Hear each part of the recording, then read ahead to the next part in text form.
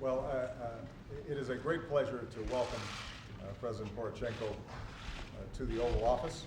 He and I have been working together a lot over the last several months, and as I told him personally, and I want to repeat publicly, I think his leadership has been absolutely critical at a very, very important time in Ukraine's history. Obviously, we have watched over the last several months as the people of Ukraine have declared their desire for a sovereign, independent, economic and foreign policy that promises them freedom and prosperity and self-determination. And President Poroshenko's election, I think, represented those aspirations of the Ukrainian people. Unfortunately, what we've also seen is Russian aggression, first in Crimea and most recently in portions of eastern Ukraine, that have not only violated the sovereignty and territorial integrity of the country, but have also been designed to undermine these critical reform efforts that have been taking place in Ukraine. I am very proud that the United States has led the international community and our European partners in making sure that there is a cost to Russia for its aggression in Ukraine. We have applied some of the toughest coordinated sanctions that we've ever seen between the transatlantic community, which are having a significant impact on the Russian economy. And we have consistently said that not only do we support Ukraine's sovereignty and independence in words, but we've also been supporting it in deeds. And at the Wales Summit, you saw all 28 NATO countries recommit themselves to the NATO-Ukraine partnership and commit to assisting Ukraine in its security concerns. We have provided significant financial assistance to help Ukraine bridge this period of transition from the old ways of doing things to a new and more modern economy, and that includes a $1 billion loan guarantee from the United States, as well as hundreds of millions of dollars that we've provided in assistance. I'm pleased that during this meeting we reaffirmed that commitment to Ukraine, and we are providing additional assistance, both economic and security assistance to Ukraine, to make sure that not only are they able to weather this storm economically, but they're also going to be able to continue to build up an effective security force to defend themselves from aggression. And we are going to continue to seek to mobilize the international community to say to Russia that Ukraine desires to have a good relationship with all its neighbors, both east and west, and that there should be a way in which Ukraine is able to negotiate and then trade and continue the people-to-people links between Ukraine and Russia, but that Russia cannot dictate to them their ability to work effectively with other partners in order to better the situation for the Ukrainian people.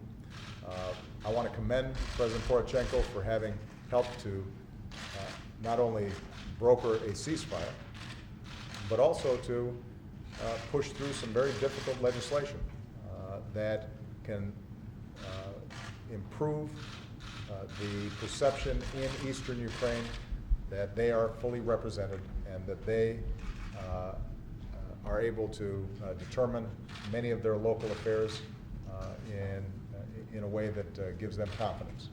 And that those were not easy laws that President Poroshenko passed, but I think they indicated his commitment to an inclusive Ukraine, his commitment to a Ukraine that has decentralization and empowers local communities, but also I think President Poroshenko has been very clear that Ukraine needs to stay intact and that the sovereignty and territorial integrity of Ukraine is non-negotiable. And so let me just say that in addition to the concrete expressions of support through security assistance and economic assistance, we are going to continue to help to mobilize the international community towards a diplomatic solution. I have great confidence that President Poroshenko is balancing a lot of different variables here in a very difficult situation, but he's the right man for the job. He's been working very hard. He's committed to upcoming elections that will further allow the people of Ukraine to set the direction for their country, and we are prepared to support Ukraine in negotiations with Russia in order to make sure that the Ukrainian people can enjoy the kind of freedom and prosperity that is their right. And so, President Poroshenko, congratulations on the excellent work that you've done. You have a strong friend, not only in me personally, but I think, as you saw in Congress today, you have a strong bipartisan support here in the United States, and the people of America stand with the people of Ukraine. We wish you not only luck, but you know that you also have our strong commitment and friendship. Thank you. Thank you, Mr. President. I want to start with the words of thanks for the President Obama for my invitation, and this is very symbolic for all Ukrainian people to be here today and to receive such enormous support which was demonstrated today and on all the levels. I was impressed today by the level of support, the bipartisan support which was demonstrated in the Congress. And I want to thank you to the President for his leadership in the world, for protecting Ukraine's sovereignty, territorial integrity, and independence. This is a true leadership defending democracy and freedom.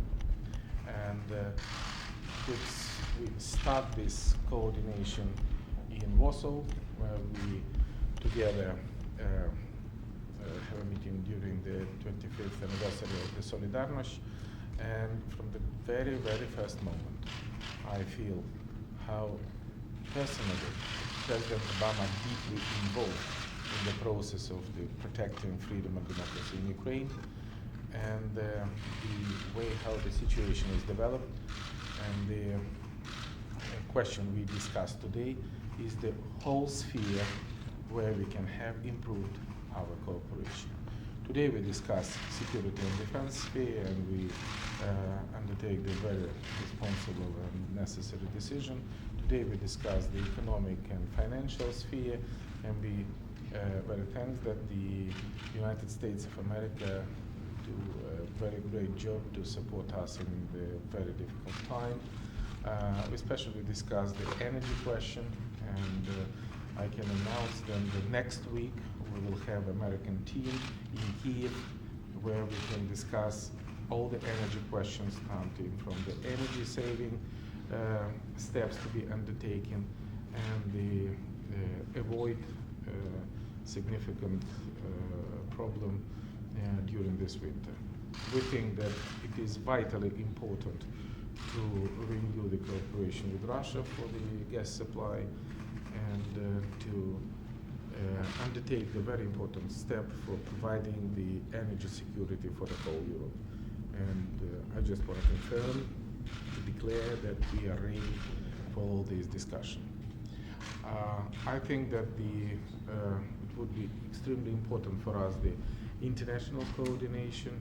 We expecting that today UN Security Council meeting will also pay some attention to the Ukrainian question. And I just want to deliver the main messages. So the top priority for me as a Ukrainian president, for the Ukrainian people, for the American president, and for the American people is the peace.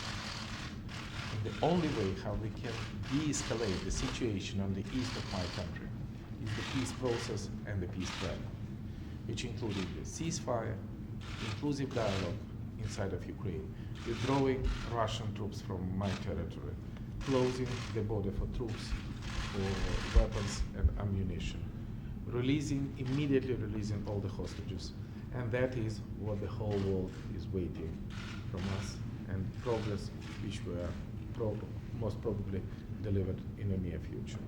we expecting the continuation of the Minsk dialogue in the very near days, and we really hope that the ceasefire, which already lasting for the 12 days, will bring or will transform to a real peace, which can help us to save Donetsk and Lugansk from the very difficult situation the people of which appear now. I think that I thank very much to the President for the very fruitful, very open, very straightforward dialogue, and I thank you for the decision we reached today. I think that the real position of the friend of Ukraine, friend in need, is a friend indeed. You are a real friend of Ukraine. Thank you very much. Thank you very much, everybody.